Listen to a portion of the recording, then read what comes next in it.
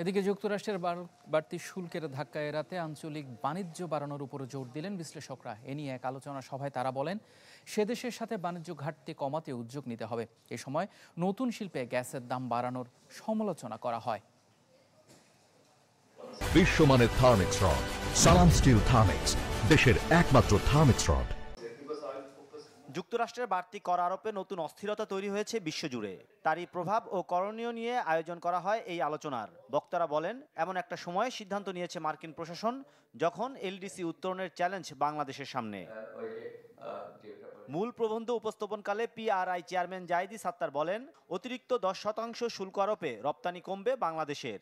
এছাড়া আগামী 3 মাসের মধ্যে যৌক্তিক আলোচনায় এগুতে না পারলে চাপ বাড়বে অর্থনীতিতে। এমন অবস্থায় পণ্য ও বাজার বৈচিত্র্যকরণের উপর জোর দেন তিনি। গুরুত্ব দেন আঞ্চলিক বাণিজ্য বাড়ানোর উপর। অনেক কষ্ট হয়, অনেক কাঠখোট ঘোরাতে হয়। So and you get a very thin, razor thin margin. So if you have a choice between exporting versus selling in the domestic market, why would you export? Only if you really want to put some dollars in your basket somewhere. বক্তারা বলেন, বর্তমান বাস্তবতায় যুক্তরাষ্ট্র থেকে সুযোগ রয়েছে তুলা আমদানি বাড়ানোর, যার মাধ্যমে কমতে পারে বাণিজ্য ঘাটতি।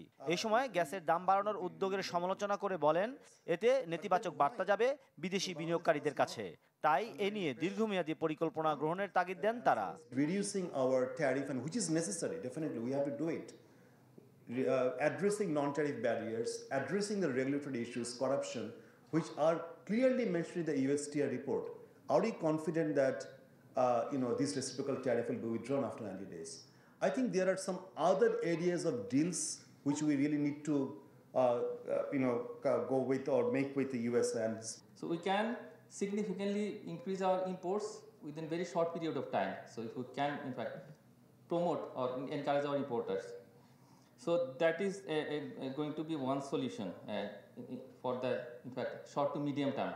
এ সময় বাণিজ্য ও বিনিয়োগ নীতিমালার মধ্যে সমন্বয়ের কথা বলেন প্রধান উপদেষ্টার বিশেষ সহকারী ডক্টর আনিসুজ্জামান চৌধুরী। মাসুম মিয়া, চ্যানেল 24, ঢাকা।